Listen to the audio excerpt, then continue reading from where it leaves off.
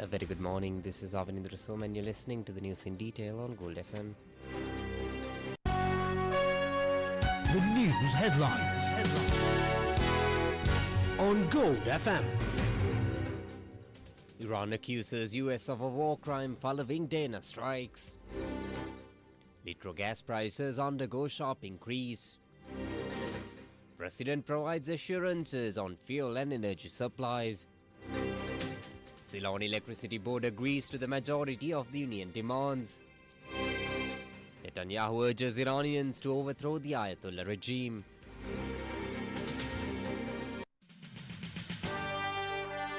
The top story on Gold FM. The Iranian Foreign Ministry has officially accused the United States of committing a war crime in deliberately obstructing rescue operations after the sinking of the frigate IRIS Dana off the Sri Lankan coast. Iranian Foreign Ministry spokesperson Esmail Baghei stated that the vessel was travelling from a joint naval exercise at the invitation of the Indian Navy when a US submarine attacked it. Iran claims the military strike constitutes a brutal act in violation of international law. The Iranian government confirmed that 104 sailors died in the incident, which occurred last week. Reports quoted in certain foreign media indicate that the bodies of 84 victims have been identified and are prepared for repatriation. As reported by Iran's Fars news agency, the Iranian Army's public relations office stated that the return of the deceased is being coordinated through the Ministry of Foreign Affairs with the direct cooperation of the Sri Lankan government. Persistent allegations from Tehran suggest that Washington attempted to exert diplomatic pressure on Sri Lanka to prevent the repatriation of the fallen sailors. Despite these claims of interference, Iranian officials maintain that the repatriation process is now moving forward. The sinking has further escalated tensions in the region as G7 leaders and international maritime expert monitors the fallout of the confrontation in South Asian waters. Now, meanwhile, United States Defense Secretary Pete Hegseth declared that yesterday marked the most intense phase of aerial operations against Iranian targets. Pentagon officials confirm hundreds of precision munitions struck strategic military installations and command centers throughout the afternoon. The secretary describes this offensive as a critical turning point in the ongoing regional confrontation. As President Trump declared yesterday, we're crushing the enemy in an overwhelming display of technical skill and military force. We will not relent until the enemy is totally and decisively defeated. But we do so on our timeline and at our choosing. For example, today will be yet again our most intense day of strikes inside Iran. The most fighters, the most bombers, the most strikes, intelligence more refined and better than ever. So that's on one hand. On the other hand, the last 24 hours have seen Iran fire the lowest number of missiles they've been capable of firing yet. We will bring you more updates on the Middle Eastern conflict in our international segment. This is the local news on Gold FM. The Ceylon Petroleum Corporation urges the public to use fuel sparingly by taking the ongoing Middle Eastern conflict affecting the supply of petroleum products into account. That's according to Chairman of the Ceylon Petroleum Corporation, D. Rajakaruna. Now, in the interest of clarity, we refrain from dubbing his remarks. සාමූහිකව මේ ප්‍රශ්නයට මුහුණ දෙන්න එකතු වෙන්න ඕන. අනවශ්‍ය ගමන් බිමන් අඩු කරලා අත්‍යවශ්‍ය දෙයකට විතරක් තෙල් වේදම් කරලා මේක සමනය වෙනකන් අපි සියලු දෙනා එකතු වෙලා අදිෂ්ඨාණයෙන් තමන්ගේ තෙල් අවම මට්ටමින් පරිභෝජනය කරලා මේ තත්ත්වයට මුහුණ දෙමු කියන එක තමයි ඇත්තටම ආයතනය කරන්න තියෙන්නේ. ජනතාවගේ නැවත නැවතත් කියන්නේ තෙල් පරිභෝජනය අවම කරගන්න. අපි දන්නේ නැහැ අපේ හෙට දවස මොන විදියට වේවිද කියලා. ඒක තීන්දුව කරන්නේ යුද්ධයේ ඉන්න පාර්ශව. Litro Gas, in the meantime, announced a price increase for domestic LP gas effective from midnight yesterday. The price hike for this essential commodity comes less than 24 hours after a general increase in all fuel prices across the country. This marks the first time Litro prices rose in 7 months. The price of a 12.5 kilogram domestic gas cylinder increased by 300 rupees, bringing the new price to 3,999 rupees. Additionally, the 5 kilogram cylinder rose by 120 rupees to a new price of 1,602 rupees. The smallest 2.3 kilogram cylinder saw a price hike of 56 rupees. with its new retail price set at 750 rupees. Litrogas officials stated the decision to raise prices follows a significant surge in gas prices within the global market. The timing of the announcement added to the financial pressure on consumers already navigating the recent fuel price adjustments. President Anura Kumara Dissanayake stated that the current global situation poses significant challenges to the energy supply. Addressing the 27th anniversary ceremony of the Ceylon Board of Entrepreneurship, the president said that while price fluctuations may occur, a continuous energy supply for the country is guaranteed over the next 2 months. In the interest of clarity, once again we have refrained from dubbing his remarks. අභ්‍යන්තර කම්පනයන්ට ඔරොත්තු දෙන්න පුළුවන්. මේ මොහොතේදී අපිට බාහිර කම්පනයක් එල්ල වෙලා තියෙනවා. මැද පෙරදිග කලාපයේ කේන්ද්‍රගෙන යුදමය තත්ත්වයක් ඇති වෙලා තිබෙනවා. යුදමය තත්ත්වය භාණ්ඩ සහ සේවා සැපයුම් මාර්ගවලට විශාල අවහිරතාවයක් ඇති කරමින් තිබෙනවා. අපි වෙළඳ පොලෙන් ගැට ගහලා තිබෙනවා. ඒ ලෝකෙ තුල ඇතිවන ඕනෑම කම්පනයක් අපිට බලපෑමක් ඇති කරනවා. මාර්තු මාසයේ ආරම්භයේදී බොරතෙල් බැරල් එකක් $70ක වගේ තිබුණා. දැන් $100ට ගිහිල්ලා තිබෙනවා. නිරන්තරයෙන් උච්චාවචන වෙමින් තිබෙනවා. ඔබ එවැනි උච්චාවචන වෙන අවිනිශ්චිත වෙළඳ පොලක ගනුදෙනු කරන්න ඉන්නේ නැහැ. ඒ වගේම තමයි තෙල් සමාදම්. අවිනිශ්චිතයි. විවෘතව ගැන සමහර තෙල් ටෙන්ඩර් කැන්සල් වෙමින් තියෙනවා. ඒ කවුරුවත් අවිනිශ්චිත ලෝකයක ව්‍යාපාර ගනුදෙනු කරන්නේ නැහැ. ඒ නිසා අපි පමණක් ලෝකෙ හැමදෙනාම මේ අවිනිශ්චිත ලෝකයේ පැටලුණු පංගුකරුවන් බවට පත් වී තිබෙනවා. අවිනිශ්චිතතාවයක් අපි ඉදිරිපිට තිබෙනවා. කොතනින් කොහොම කෙලවර වේවිද? ඔබට කියන්න පුළුවන්ද? මට කියන්න පුළුවන්. ඔරවර මගෙන් ඇහුවොත් නැවත තෙල් මිල වැඩි වෙනවද කියලා මගෙන් ඇහුවොත් මම ඔබෙන් අහනවා. යුද්ධය ඉවර වෙන්නේ කවදද කියලා. එදාට පිළිතුරු ලැබෙනවා.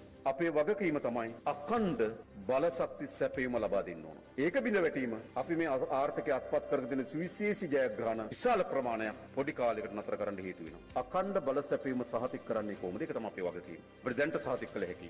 බලශක්ති සැපයීම අපිට දැන් සහතික කරන්න පුළුවන්. උපරිම මාස දෙකකට පුරෝකතන කරන්න පුළුවන්. මාස දෙකකට වඩා මේ යුද්ධය ඇදුණොත් මම හිතනවා අපි පුරෝකතන වලින් තේරුමක් ගන්නවා. Moving on in more local news, the board of directors of the 4 primary companies under the Ceylon Electricity Board agreed to ground 62 out of 64 demands following discussions with trade unions. A joint statement signed by the chairman of these 4 entities urged unions to end the strike action that caused significant public hardship and report for duty immediately. The management offered a further discussion with the president regarding the remaining 2 demands on the condition that employees return to work. Now, despite this offer, 24 electricity trade unions decided to continue the strike that began as a symbolic protest 2 days ago. Union representatives initially claimed that yesterday's negotiations failed to reach a satisfactory conclusion. This ongoing industrial action resulted in approximately 8,000 reported power outages across several districts, leaving many areas without electricity for over 24 hours. The Colombo Magistrates Court released former Criminal Investigation Department Director Prasad Ranasinghe on bail yesterday following his arrest by the Bribery Commission. He faces charges of corruption for allegedly obstructing a high-profile investigation into the theft of the historic Sandagal artifact from the palace of King Sri Veeraparakrama Narendra Singha in Kundasale. The court ordered his release on 2 personal bails of ₹1 million each, imposed a foreign travel ban, and impounded his passport.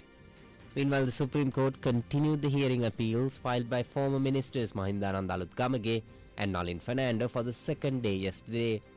Both former officials are challenging prison sentences previously handed down by the Colombo Permanent High Court at trial at bar over separate corruption convictions.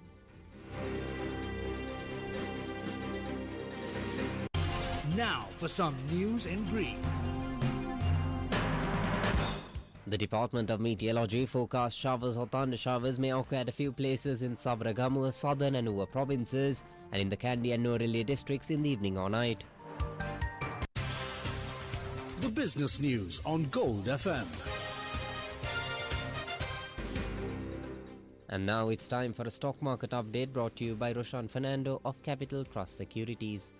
The stock market stayed in recovery as investors' interest picked up aimed at falling oil prices, easing concerns over escalating tensions in the Middle East. The all-share price indexed increased 474 points to close at 22,378. The more liquid S&P 20 index also advanced 151 points to close at 6,280. Turnover stood at 4.4 billion rupees. This was lower than the year-to-date average of 6.2 billion. Trading was led by active participation in Soflogic Capital, Lanka Milk Foods, Soflogic Holdings. Sector-wise activity was dominated by capital goods, food and beverages, and diversified financial counters.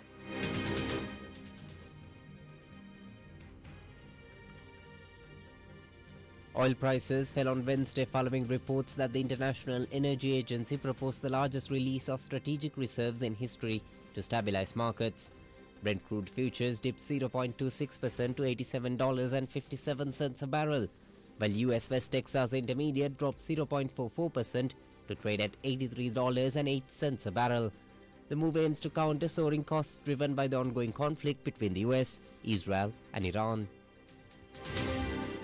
The Committee on Public Finance chairperson Harsha De Silva called on the government to utilize cash reserves to mitigate the impact of soaring global energy prices. Speaking yesterday, De Silva suggested implementing temporary subsidies, adjusting taxes, or providing direct cash transfers to vulnerable groups using the state's billion-rupee liquidity buffer. Sri Lanka's insurance industry faces a severe financial crisis as profit margins have plummeted from 3.5% in 2021 to just 1.8% this year. Industry leaders at the Healthcare Leadership Summit 2026 warned that claim ratios now hover near 100% due to soaring costs of medicine and private hospital administration. LOLC Life Assurance Executive Director Chandana Ludgama called for urgent structural integration with healthcare providers to move beyond unsustainable transactional models. International news on Gold FM. Israel launched a new wave of missile strikes targeting Tehran and Beirut today as the conflict entered its 11th day. The Israeli military confirmed it is hitting Hezbollah infrastructure in southern Beirut and command centers within the Iranian capital. These operations coincide with a direct appeal from Prime Minister Benjamin Netanyahu to the Iranian people, urging them to overthrow the current regime to gain their freedom. Over in the US, Central Command confirmed that American forces eliminated 16 Iranian mine-laying ships near the Strait of Hormuz. President Donald Trump warned that any attempt by Iran to block the shipping lane with naval mines will be met with military consequences at, quote, a level never seen before. The president stated that 10 inactive vessels were seen destroyed quickly and violently to prevent disruption to global oil supplies. The Pentagon also says about 140 US service members have been wounded so far in the conflict with Iran, while 7 troops have been killed. The humanitarian impact is intensifying as more than 43,000 American citizens fled the Middle East since late February. Over in Tehran, residents report living under a strict government-imposed internet outage and a landscape of empty streets, with many only emerging for groceries between bombardment cycles. Turkish border authorities noted a surge in Iranians crossing the frontier, with refugees describing the intensity of the US and Israeli strikes as life-threatening. Saudi Arabia says in the meantime that it intercepted 7 ballistic missiles in separate attacks targeting an airbase and its eastern region. The statement said, quote, 6 ballistic missiles launched towards Prince Sultan Air Base were intercepted and destroyed, the Saudi Defense Ministry posted on X, adding in a separate post that it had intercepted another ballistic missile launched towards the eastern region. Now, in the meantime, G7 leaders prepare to meet today once again to coordinate a response to the war's mounting pressure on the global economy. Entertainment news on Gold FM. A restored and remastered feature based on long-lost footage of George Michael's Faith Tour will receive a worldwide big-screen release this year. George Michael Entertainment and Mercury Studios are behind the previously unseen project. An 18-track album of unheard performances by the pop icon accompanies the cinematic debut.